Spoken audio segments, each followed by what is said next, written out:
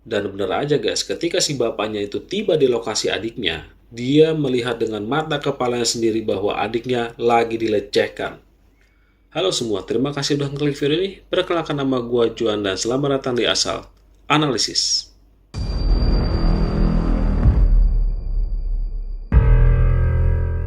Nah, di video kali ini gue akan membahas kasus pembunuhan mengerikan yang bakalan bikin kalian sebagai orang tua jadi was-was tiap kali anak kalian pulang terlambat.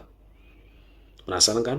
Makanya pantau terus video ini, jangan sampai meleng karena ceritanya baru aja dimulai.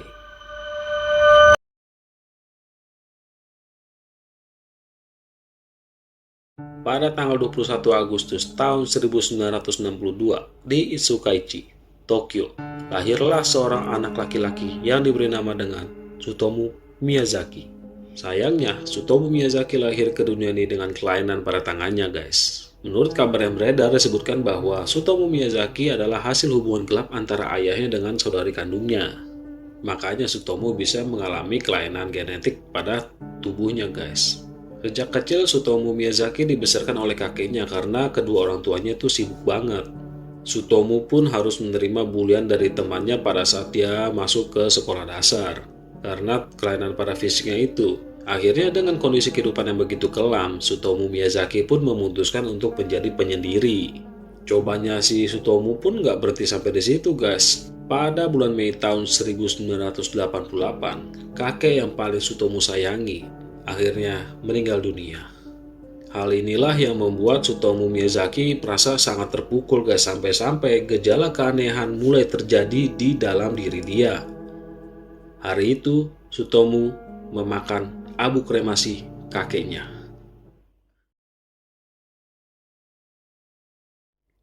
Beberapa minggu setelah Tsutomu Miyazaki memakan abu kakeknya, saudarinya Tsutomu mergokin Tsutomu lagi ngintipin dia pas lagi mandi, guys. Dan setelah kejadian itulah pembunuhan mengerikan mulai terjadi. Pada tanggal 22 Agustus tahun 1988, atau sehari setelah ulang tahunnya si Tsutomu Miyazaki, ada seorang anak kecil yang bernama Marikono menghilang secara misterius. Marikono yang baru berusia 4 tahun menghilang pada saat dia lagi bermain di rumah temannya tuh. Panik dah tuh orang tua si Marikono, kok anak gue belum balik-balik gitu. Akhirnya orang tua Marikono yang ngelaporin dong ke polisi dan polisi pun mulai melakukan pencarian. Setelah polisi melakukan penyelidikan dan juga mencari informasi ke orang-orang terdekatnya Marikono, Marikono tetap tidak berhasil ditemukan. 5 bulan kemudian, ada sebuah paket asing yang tiba di kediaman keluarganya Marikono. Setelah paket itu dibuka, betapa terkejutnya orang tua Marikono ketika melihat isinya, guys. Kenapa? Karena paket itu berisi bajunya Marikono, beberapa gigi, abu kremasi, beberapa foto dari bajunya si Marikono, dan juga sebuah pesan, guys. Pesan itu bertuliskan, "Mari, tulang, dikremasi, selidiki, dan buktikan."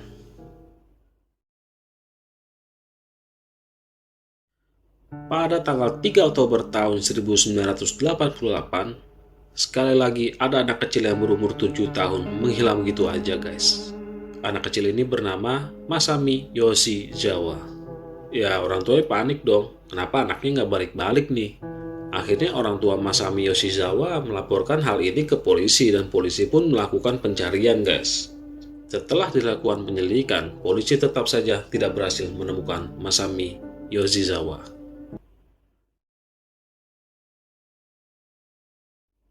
Sekitar 2 bulan kemudian atau tepatnya pada tanggal 12 Desember tahun 1988, lagi-lagi ada anak kecil yang menghilang.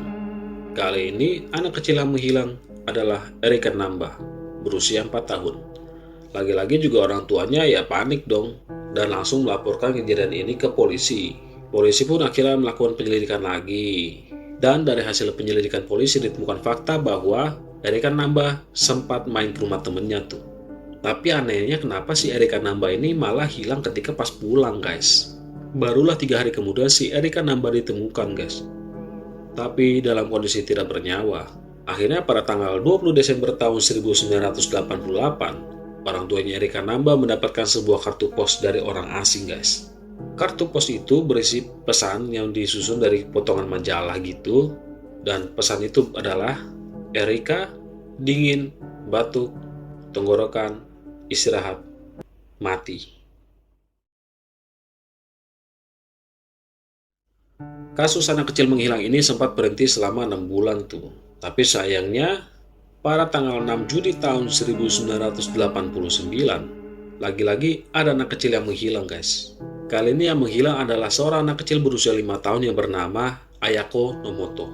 Dan lagi-lagi polisi mendapatkan laporan orang hilang dan juga lagi-lagi polisi melakukan pencarian dan penyelidikan.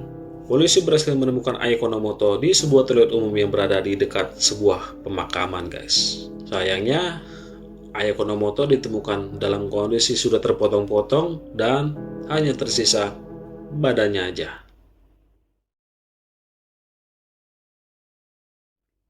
Aksinya si Tsutomu Miyazaki nggak berhenti sampai di situ aja guys. Pada tanggal 23 Juli tahun 1989, Tsutomu kembali melancarkan aksi kriminalnya. Kali ini korbannya adalah dua orang kakak beradik yang lagi main di taman dekat rumahnya si Tsutomu Miyazaki.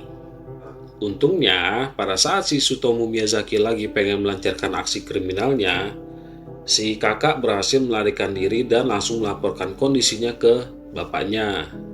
Bapaknya kaget dong, panik, langsung datang ke lokasi tempat adiknya berada. Dan bener aja guys, ketika si bapaknya itu tiba di lokasi adiknya, dia melihat dengan mata kepalanya sendiri bahwa adiknya lagi dilecehkan. Bocah itu sudah dalam kondisi tidak berbusana guys. Ya emosi lah si bapak dan langsung menangkap si Tsutomu Miyazaki.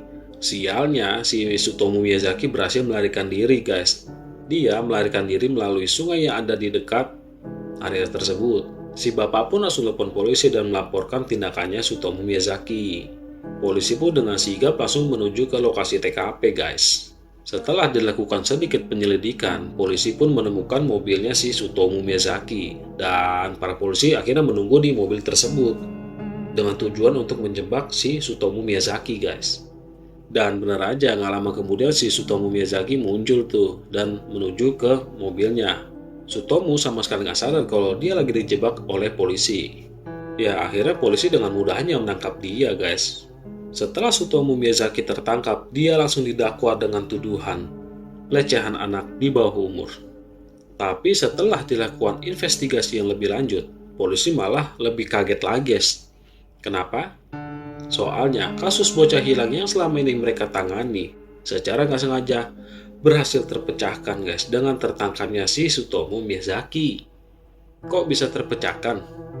Jadi pas Tsutomu Miyazaki tertangkap, polisi langsung melakukan penggeledahan di rumahnya Tsutomu Miyazaki.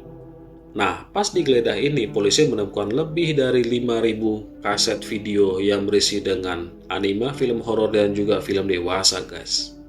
Jumlahnya sendiri mencapai 5.763 kaset. 5.763 kaset video guys. Setelah polisi menyelidiki kaset-kaset itu, polisi berhasil menemukan rekaman video dari 4 korbannya si Tsutomu Miyazaki. Polisi pun langsung interogasi si Tsutomu Miyazaki guys, nanyain, lu ya yang menculik anak kecil dan bunuh mereka? Si Tsutomu Miyazaki pun mengakui bahwa emang itu ulah dia.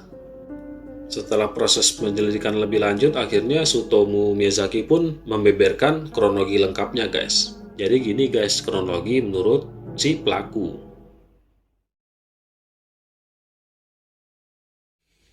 Kasus pertama yang terjadi pada tanggal 22 Agustus tahun 1988 tadi. Korbannya yang bernama Marikono kan lagi main tuh di rumah temennya. Nah, pas si Marikono lagi jalan pulang, si Tsutomu Miyazaki tuh ngeliat si Marikono lagi jalan sendirian gitu guys. Akhirnya Marikono ditawari tumpangan guys oleh si Tsutomu Miyazaki. Dan si Marikono ya mau-mau aja masuk ke dalam mobilnya si Tsutomu Miyazaki. Setelah Marikono masuk dalam mobil, Miyazaki mengemudikan mobilnya ke arah barat Tokyo.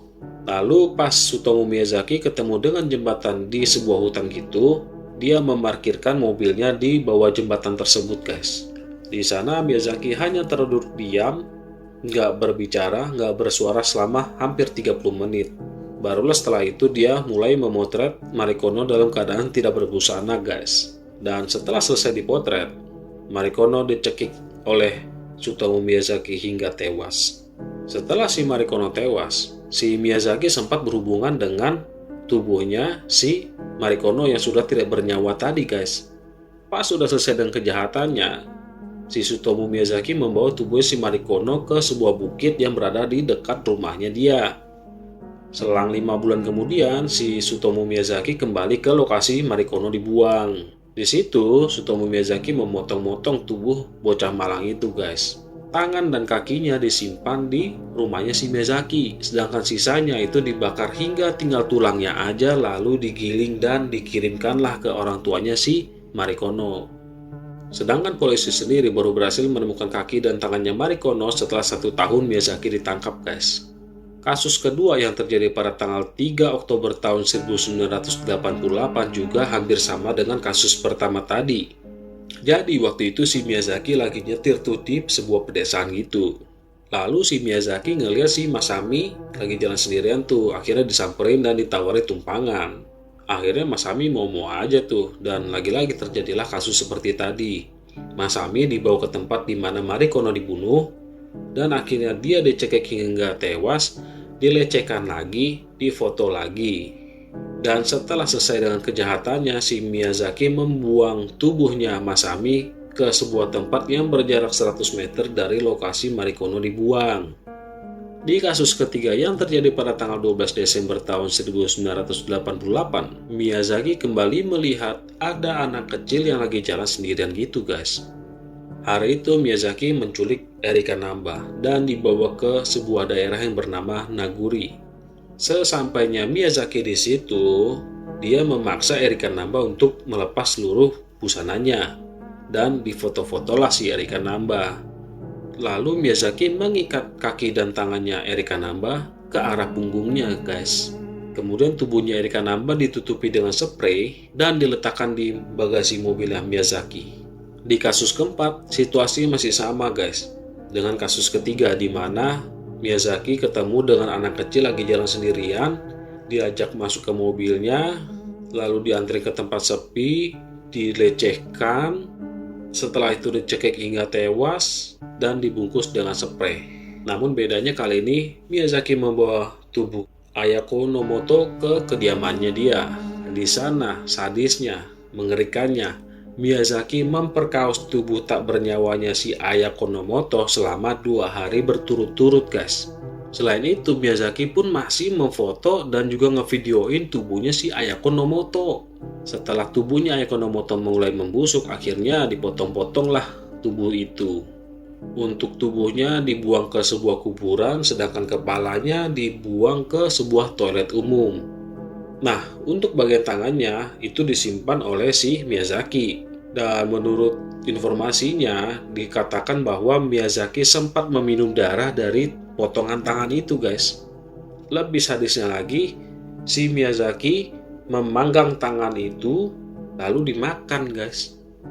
Akhir dari kasus ini sempat membuat satu negara geger. Apalagi Sutomo Miyazaki ini dipanggil dengan sebutan pembunuh otaku. Sampai-sampai waktu itu sempat muncul stereotip masyarakat terhadap para otaku.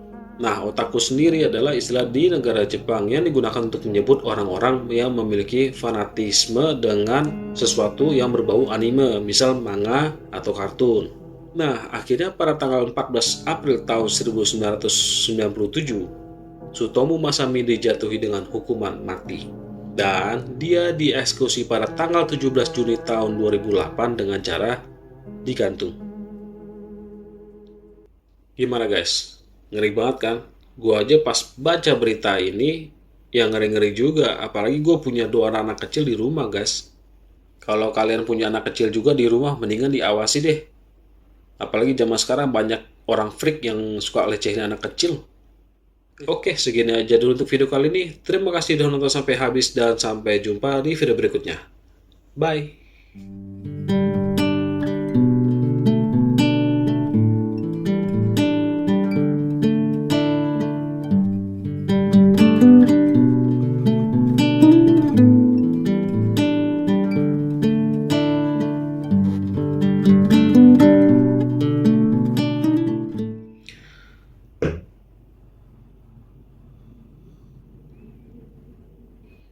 dia dieksekusi dengan cara digantung pada tanggal 28.